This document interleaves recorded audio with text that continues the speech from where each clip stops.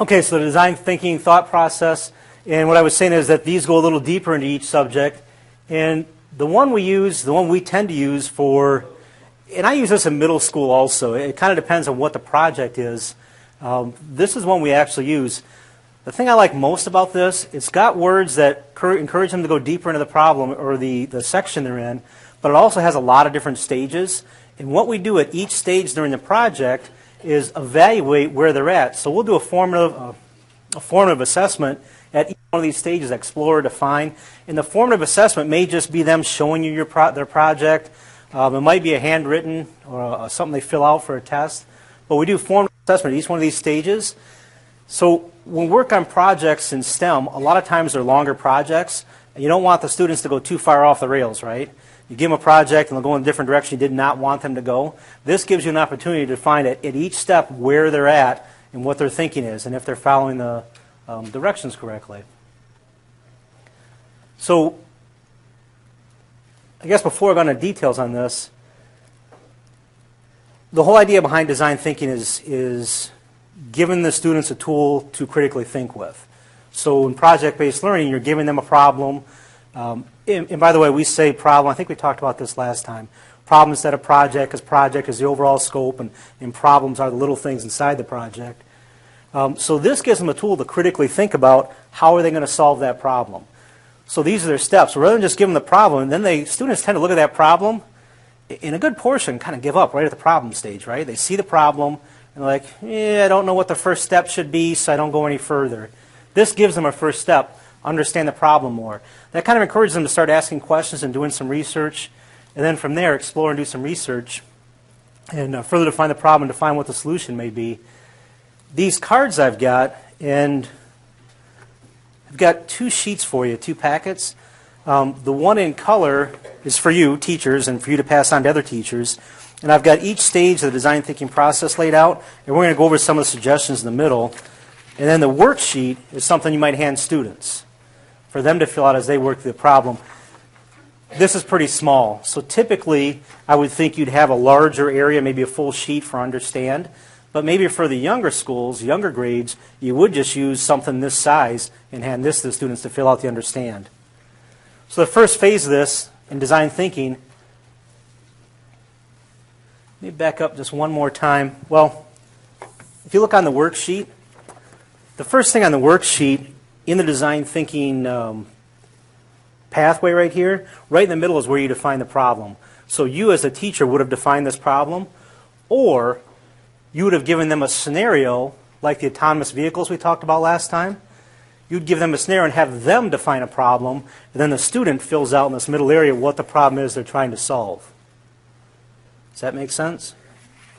All right, so they filled out the problem there. The next thing we want them to do is understand the problem. And these would be some of the suggestions we'd give the students. Possibly a design brief. If you can find this, if you can find something online that's similar and you've got an engineer, designer, some professional talking about this type of problem.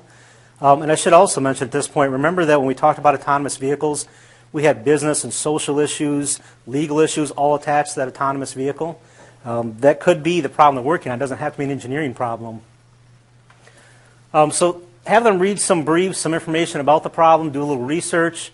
Ask students how they might come up with a solution to begin brainstorming about the process. And typically STEM projects are collaborative. You have groups of people working together, groups of students working together.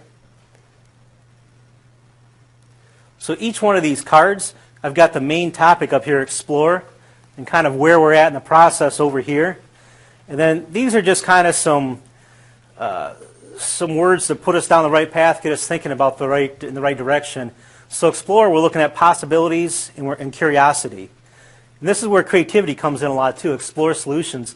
So at this point, have the students research, make notes, look at different possibilities, come up with different ideas. Keep them from fixating on the most obvious solution. That's really important in engineering. There's 2 conflicting statements in engineering. Is your first solution is never the best one because it's your first swing at it. But the second statement, the second philosophy is the absolute simplest solution is the best solution. Sometimes the first thing you think of is the simplest, but often when we think of something in engineering, We think of it, and when we refine it, we turn out to make it a little simpler than the first thought. So, and it's really important for students, if they get fixated on just one solution to the problem, ask them questions about it. Why are you doing that? Have you thought about this? Is there any other possible solutions? Just to get them to start going in different directions.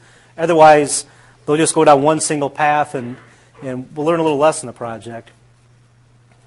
And, of course, no idea is a bad one. And we talked about this last time also in STEM projects. The final project, like a volcano, you're not grading on how good the volcano looks. Did they learn all the science, all the chemistry, and building the volcano is what you're grading on. So no idea is a bad one means the solution might not be perfect, but did they learn the academic content as you went through the STEM process? So they might not solve the problem, but did they learn the academic content as they went through the process? The next step is define.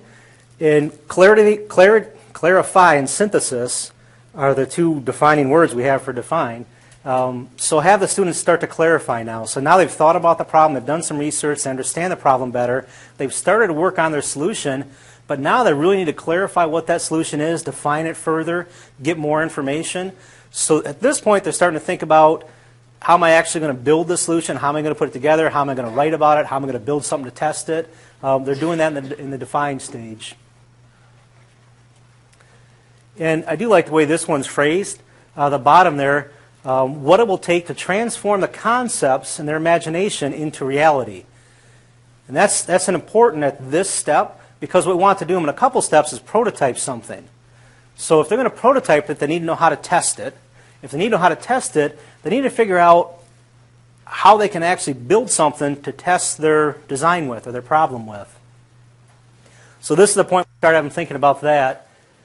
Ideate, this is where they start doing different solutions. So they've thought of several solutions, hopefully, and in a group they're ideating, they're brainstorming, they're figuring out what solution works best. And this is set up a little bit more for doing a design or a drawing project, but communicate the concept in the design cycle to other students, explore other materials, that's also important. And these things kind of make the project bigger, rather than just say, fix this problem and they hand you a paper with a solution. When they start doing things like exploring other materials, if I'm going to design a cell phone, what is a case or a cell phone case? What materials is the case made of?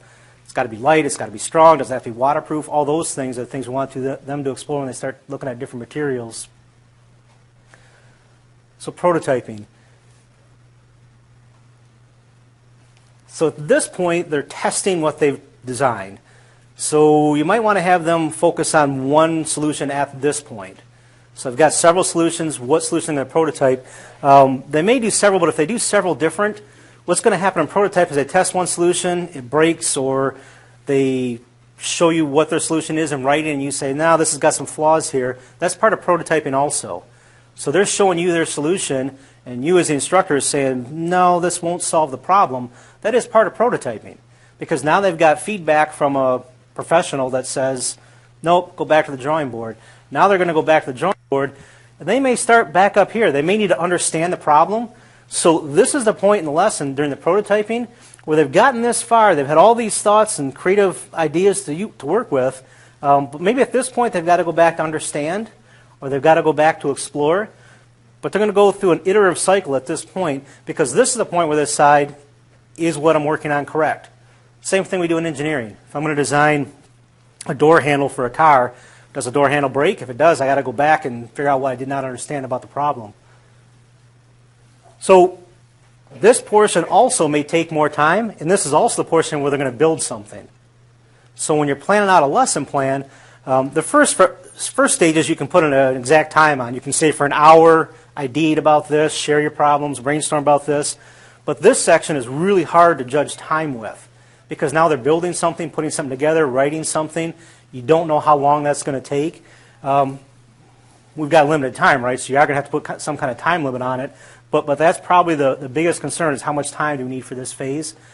And this is probably the funnest phase for the students, right? I mean, this is where they're building, testing their hypothesis, and figuring out what actually works. From there, after they've tested it, what worked, what didn't work, failure is good at this point. And we really encourage that with students, that failure is good, because that brought out something we did not understand before about our design.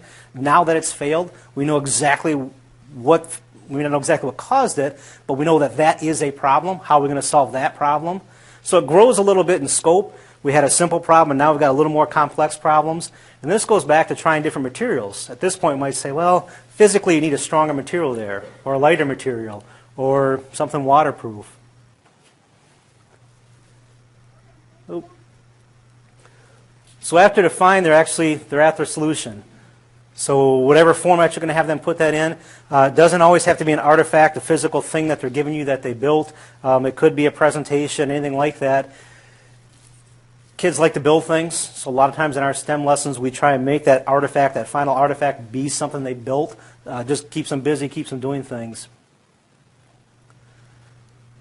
All right, so basic overview of design thinking, and really you learn design thinking by using it in the classroom. Kids come up with some pretty creative stuff. What I want to do now is have you break in groups of 2 to 3 and pick a problem. And from our last conversation, we talked about autonomous vehicles. So I just wanted to recap that a little bit. You all had a lot of good ideas. We had a long conversation about the different problems around autonomous vehicles. So you don't have to stick with this, but this is a pretty neat topic for kids in school right now because they're really interested in vehicles. It kind of gets their attention right away. I'm having a lot of success when I talk to classrooms. This gets their attention right away.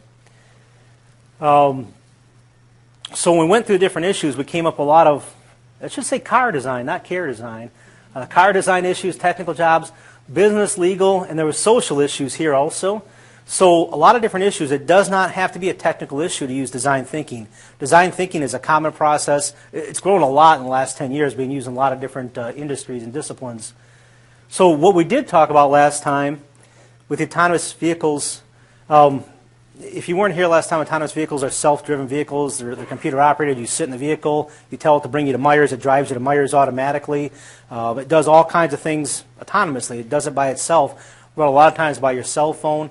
But we're going to have this extensive computer network controlling these cars. The computers inside the cars have to be extremely efficient. They can't fail. We have people driving these cars, thousands, hundreds of thousands of people driving at once. So they can't fail. They have to be absolutely perfect. So computer issues are high up there. Kids always ask right away, how old do I have to be to drive that car? And the second question is, do I need driver's ed? Big stressor in their life, driver's ed. So they want to know if they need to take driver's ed still. And then the skill of the drivers, how to learn that, how fast the cars go, security, like we just said, the networks can't fail. If they fail, people start crashing into each other. A really, really bad thing. And the whole drive behind this industry is to get fatalities down to 0. Right now, 40,000 people die per year in traffic fatalities. The Highway Safety Patrol and the Civil Engineering Society believe they can get that down to 0. They're very, very confident they'll get that down to 0 when these get fully implemented. 2020, they're starting to manufacture these vehicles. And we did, didn't mean to hit the button. We did sit in these 2 vehicles. They do exist. They're starting to manufacture things similar to that. Not those exact models we found out.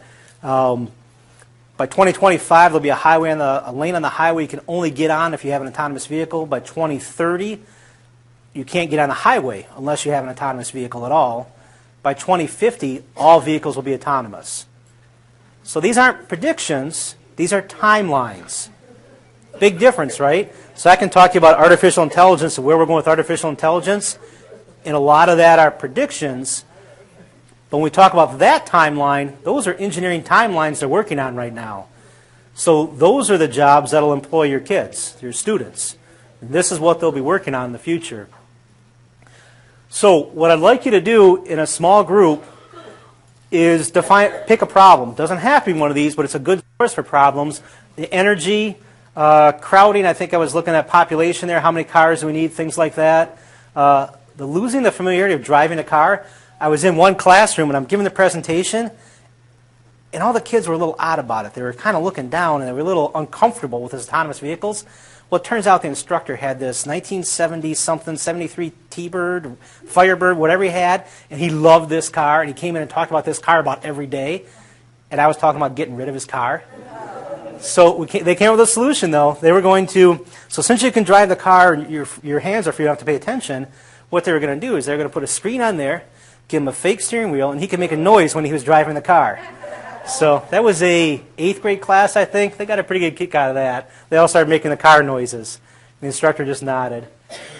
Okay, so we're going to do two things. I want you to think about this problem, and then we're going to get back together. I'm going to talk about GIS, and then you'll get back in your groups and maybe use GIS to support the problem you selected here.